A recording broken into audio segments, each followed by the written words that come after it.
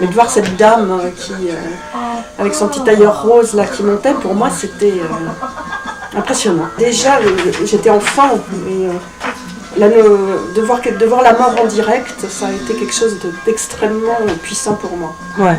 C'est le 11 novembre que j'ai aussi vu à la télévision, là, en descendant l'escalier. C'était moins cette notion-là, parce qu'il y avait pas de gens. Parce que c'est une lutte qui me tient à cœur, tout ce qui est contre le racisme et la migration, ça a pu apporter en même temps à l'Afrique du Sud, même si tout n'est pas arrivé. Et c'est une période aussi où moi en France j'ai participé un peu à ça, quoi, aux manifestations qui ont pu être... et donc c'est fort, quoi.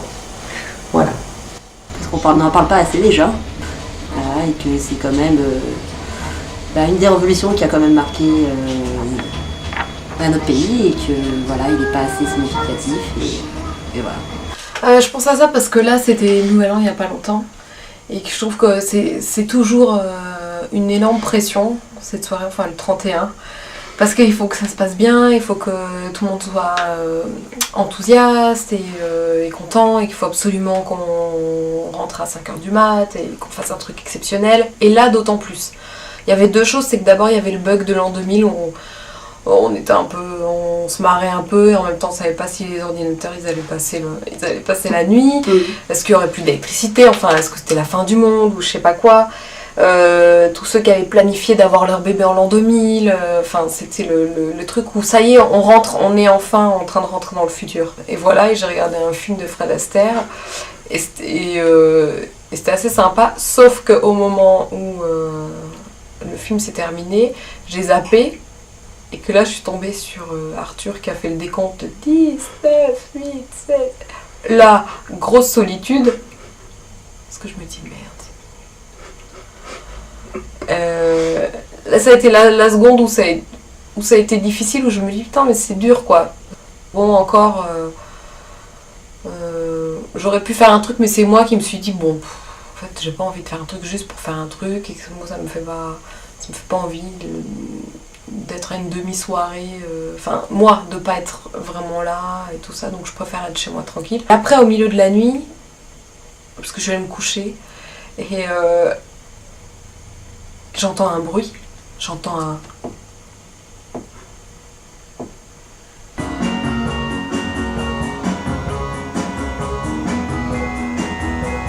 Parce que pour moi, le polythéisme, pour moi, ça signifie, le moment qu'il y a plusieurs dieux, il n'y en a pas. Donc moi, je trouvais ça plutôt intéressant, parce que du coup, l'être humain n'était pas cadenassé, je trouve. À cette époque-là, c'était plutôt une époque païenne, même s'il y avait énormément de dieux, parce qu'il y en avait tellement que du coup, ça perd importance. Et du coup, lorsque ça passe au monothéisme, quel qu'il soit le dieu, je trouve que c'est le début de l'intolérance. Voilà, si je garde à quelque chose, mais ce serait celle-ci, même si ça me paraît dommage que ça soit arrivé. J'entends ces trucs dans cette grande maison et je me dis putain qu'est-ce que c'est que ce truc. Et là je me dis mais j'ai pas de batte de baseball pour me protéger. Et donc j'étais là chez mon père où il y a une mezzanine. La Révolution française, un bel idéal, une belle utopie qui a fini en démocratie bourgeoise, mais qui avait certainement bien d'autres choses à faire. Et puis un renversement de l'oligarchie en place par une autre oligarchie, mais par le peuple. Et puis un bel idéal qui aurait pu qui amène une grande réflexion à travers le monde, je pense aujourd'hui encore. Le premier étage il est en mezzanine. Et donc je me dis si je passe sur la mezzanine, si c'est des cambrioleurs qui passent en dessous, ils vont me voir. Et donc là, parce que c'est une mezzanine avec des barreaux en bois là, et donc j'essaie de ramper pour pas qu'ils me voient, pour essayer de voir s'il y a quelqu'un en fait qui est là, qui est en train de piquer des trucs.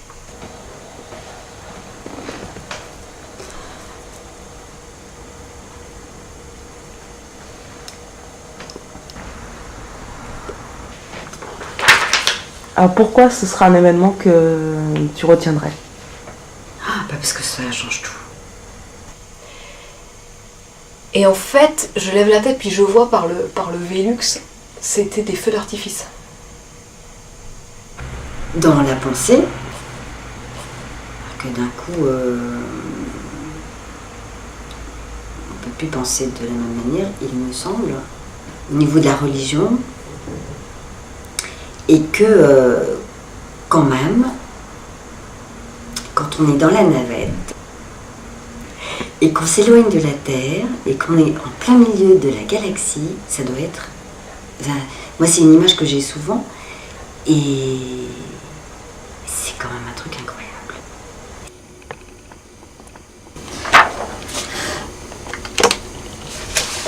Peut-être dans la vie scientifique, c'est une technique dans la biologie médicale ou la science, c'est la PCR en français, PCR. C'est quelque chose qui refait l'ADN de l'homme. Ah ouais. Ça veut dire, on peut faire, la multiplication de l'ADN. Ça fait la base de tout ce qui est génétique, tout ce qui est biologie moléculaire, ce sont des termes très importants. Surtout ce qu'on a dit tout à l'heure, c'est pour la vie et revivre ou vivre très longtemps. Je pense que ça c'est important dans cette vie. C'est les années 80. Bon, peut-être l'Internet aussi, c'est quelque chose de très très très important. Si je gagne au loto, si un jour je joue et que je gagne, par exemple, eh ben c'est un truc... j'irais bien, quoi. Tu vois, c'est un truc, quoi. D'un coup, tu remets tout à sa place, quoi. Et là, c'est plus... Tout ça, c'est la Terre, ça, c'est tout l'univers. Enfin, comment... Ouais, tu replaces tout, quoi.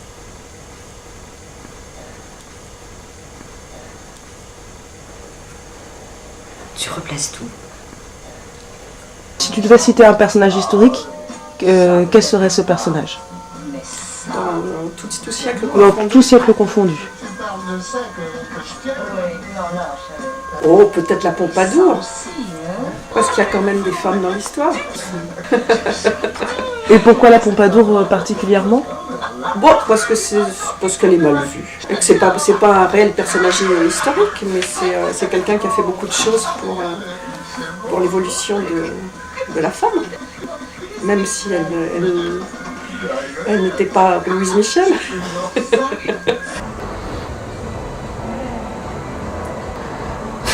Pourquoi Freud? Parce que je trouve que c'est génial, quoi, tout ce qu'il a... La notion de la psychanalyse, quoi, tout ça, soigner des gens par la parole. Donc, voilà, quoi, je trouve ça assez génial, quoi.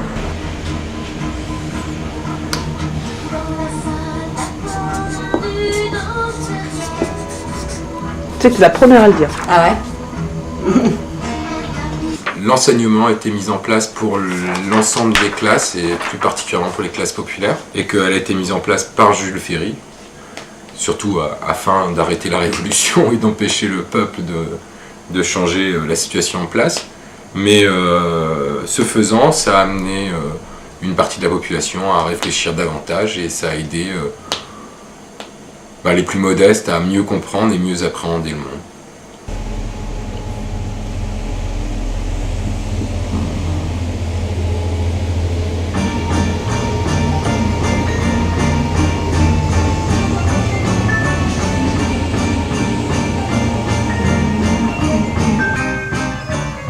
Pour moi, le plus grand bouleversement, ça serait Jésus, mais est-ce qu'il a existé? Je ne sais rien. Voilà. Pour moi, c'est là que ça commence le bouleversement le plus grand. Mais...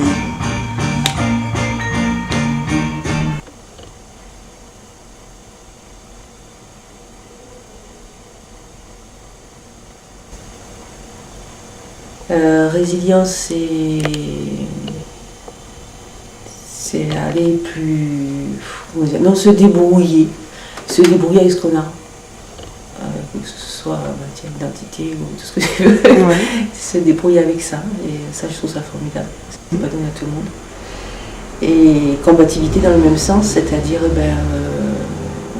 voilà, passer au-dessus de plein de choses, arriver à passer plein de caps malgré tout, avec le peu ou tout ce qu'on a. C'est un petit bouquin comme ça. Et c'est. Je me souviendrai toujours, je l'ai lu une fin d'après-midi, tu sais, quand le jour commence à décliner. Fenêtre grande ouverte, et c'était génial parce que tu te promenais avec le philosophe, tu étais dans ses chambres de danse, c'est super. On m'a dit, mais tu sais, petite, que du coup, le Havre a été totalement détruit pendant la guerre, donc du coup, tu n'y verrais rien de ce que raconte Zola, donc j'étais super déçue, mais très longtemps j'ai pensé que c'était possible d'aller voir le Havre. Je pourrais presque plus te raconter l'histoire, même sauf que c'est des émotions qui restent. En fait, plus ça que l'histoire, mais c'est souvent ça avec les livres. Souvent, je me souviens pas de la fin. Je crois que ce qui reste en mémoire, c'est les émotions, en fait, dans le corps et dans. Et du coup, la locomotive, le charbon. J'hésite avec un autre, en fait, mais je sais plus comment il s'appelle. Ah si. Je peux enlever la page. Je l'ai lu quand j'avais 13 ans et il y a tout dans le roman qui m'a marqué. Et donc il m'a suivi. C'est ma fille, je pense qu'il me suivra toute ma vie. Cet amour avec un grand A. Et puis les autres. Je crois que je t'en avais déjà parlé. C'est Annie Dupéré. C'est un livre autobiographique, quoi. Donc en fait c'est pas du tout un roman, c'est pas un grand truc, mais c'est un livre qui m'a marqué parce que je me suis retrouvée dedans, quoi, en fait. Son père est décédé, son père était photographe, donc il était pas photographe vraiment, mais il faisait énormément de photos, de la photo noir et blanc surtout, et donc elle raconte quoi toute sa vie, de son enfance quand son père est mort, jusqu'à temps qu'elle se réalise quoi en tant que femme quoi. Et ça me rappelle tout à fait dedans, j'ai l'impression que c'est ma vie en fait qui a été écrite. Ce qu'elle a écrit en fait j'aurais aimé l'écrire. Donc elle a vécu après quoi. Donc elle se rappelle après quoi. Donc il y a 17 ans de sa vie qui ont été oubliés. Alors est-ce le traumatisme, la perte de son père, est-ce des choses peut-être qu'elle a vécues qui étaient trop dures, je sais pas. Et moi je me suis retrouvée vraiment dedans, il y a énormément de choses et qu'elle dit surtout même dans la préface du livre, quoi, sur 2 pages. J'ai l'impression que c'est ma vie, quoi. J'ai l'impression que je les aurais écrits, c'était pareil quoi, en fait. Ouais, c'est la maladie de Chloé, le personnage principal. Et en fait, elle a une maladie, puis elle tousse de la neige. Et je trouve ça assez romantique de mourir comme ça jusqu'à son dernier souffle.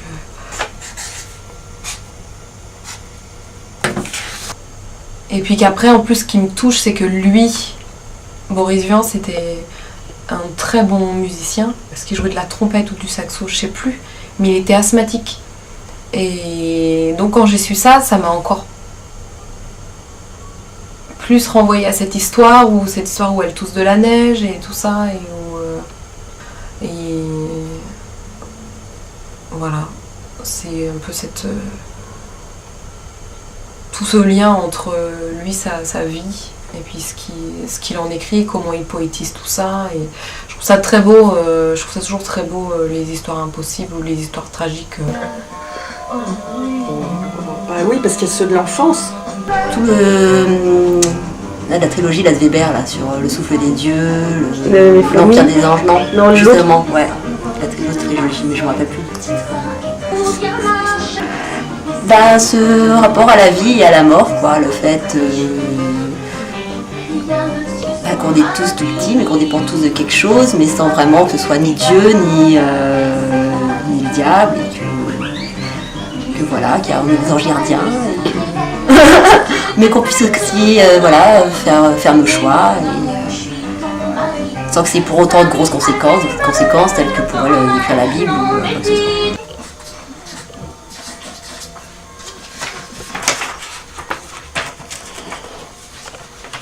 C'est pas plat. 100 ans de solitude, c'est un livre qui t'a marqué? Oui. Et t'en gardes quel souvenir? Aucun. Non mais c'est vrai que c'est un coup de poing plutôt dans la gueule qu'autre chose. Non, je n'en garde que le bonheur que ça m'a apporté. Alors que bon, le grand mot, je voulais être Yvonne de Galette, bien entendu. Ah oui. Et je l'ai relu, hein, c'est... T'as trouvé la même magie, Non, toi? pas Non, du moi tout. non plus, ouais. Pas du tout. Peut-être peut-être l'allée qui mène au château, avec les clowns, Ouais. comme ça, là. Peut-être ça. Mais le reste, non, pas du tout. Je dirais Le Pays du Dauphin Vert, mais je ne me souviens pas de l'auteur. Bon, Ouais, mon livre c'est pareil. préféré du monde, c'est... comment est-ce que ça s'appelle? Ma merde, alors. C'est Des Grandes Espérances. De Grandes Ouais. Espérances. Ça, je peux le lire en boucle. Moi, vraiment, j'adore ce livre, quoi. C'est il y a les personnages sont tellement cyniques. Moi, j'adore. Il y a un tableau que j'aime beaucoup parce qu'il est d'une puissance exceptionnelle, c'est le radeau de la Méduse. Il est grand, il fait 6 mètres de long sur 4 mètres de haut, enfin au moins, enfin, c'est gigantesque. Alors, on va s'imaginer dans ce musée, Oui. et donc tu viens voir ce tableau que tu affectionnes particulièrement, Oui, et tu aimes passer du temps à regarder ce tableau. oui. Et donc on va s'imaginer être sur un banc en train de regarder ce tableau, et puis Oui. il y a quand même toute l'activité du Louvre. Le Louvre qui est Oui. quand même un endroit plutôt fréquenté. Une ruche, oui. Donc il va falloir qu'on s'imagine avoir ce moment d'intimité qu'on a avec le tableau, puisqu'on vient pour le voir, Oui. et en même temps faire avec tout ce qu'il y a autour, c'est-à-dire cette foule qu'il y a autour de nous. D'accord. On rejoint toujours notre Oui, thème. oui, bien notre sûr, thème. bien sûr. Il m'arrive effectivement de m'asseoir sur des banquettes qui sont faites pour. Alors je regarde d'abord autour de moi près de qui je m'assieds. Je regarde aussi où je m'assieds, on ne sait jamais. Et puis ensuite, c'est vrai, on commence à regarder le tableau. Et là, on va être parasité. C'est vrai. Alors, le tableau, c'est une envolée véritablement de la gauche vers la droite. La gauche, c'est à moitié dans l'eau, ce sont des cadavres. Au milieu, il y a ceux qui sont à peu près encore vivants. Et puis, il y a le plus fort de tous, je pense, qui est à la proue de ce radeau et qui regarde, qui observe, qui voit un navire très au loin. Et on est à la fois dans la mort, dans le naufrage, qui a très mal tourné, comme tous les naufrages d'ailleurs. Et le problème, c'est que de commencer à voir de la gauche vers la droite, il y a des gens qui vont passer. Alors, ce qui va passer, il va passer des gens en individuel. Donc cela, ça va, parce qu'ils masquent pas trop le tableau. Et puis il va y avoir, alors là c'est le cliché, le groupe de Japonais. Le groupe de Japonais avec le guide japonais qui hurle à tue-tête. Et là, ça commence déjà à m'énerver, prodigieusement, je dois dire, mais c'est le cliché. Hein, mais voilà, les appareils photo crépitent, et il y a même des flashs parce qu'ils s'en foutent. Donc, c'est pas japonais, donc on peut détruire la peinture, c'est pas grave. Et puis, en fin de compte, il y a un groupe scolaire. Et le groupe scolaire, alors là, il vient de la Seine-Saint-Denis où je travaille, c'est un des nôtres. Et il y a les 2 tiers des élèves qui sont à peu près corrects, et puis il y a un tiers des élèves, environ 6 ou 7 éléments, qui sont en train de mettre la panique dans l'espace. Et il y a le guide excédé qui vient les voir, et alors il y a des hurlements, des cris, et qui exclut le groupe du Louvre. Ils se font renvoyer du Louvre, et le professeur et les encadrants sont contris, s'excusent, mais n'empêche. Comme ils ont failli renverser une vitrine, ils sont exclus. Si je te raconte ça, c'est que ça m'est arrivé. Donc voilà, exclusion du musée. Voilà. Et après avoir vu tous ces gens passer, entendu ces cris, on arrive vers la droite et on voit enfin cet homme qui a la main comme ça, me semble-t-il, vers le navire qui arrive au secours. On va rajouter une petite fin. Oui. Donc tu es à la toute fin du tableau, Oui. à la toute droite, Oui. et il y a tu pensais que tout était calme, Oui. tout le monde était parti. Et là il y a 2 personnes, 2 individus qui arrivent et qui vont s'asseoir sur ton banc à côté de toi.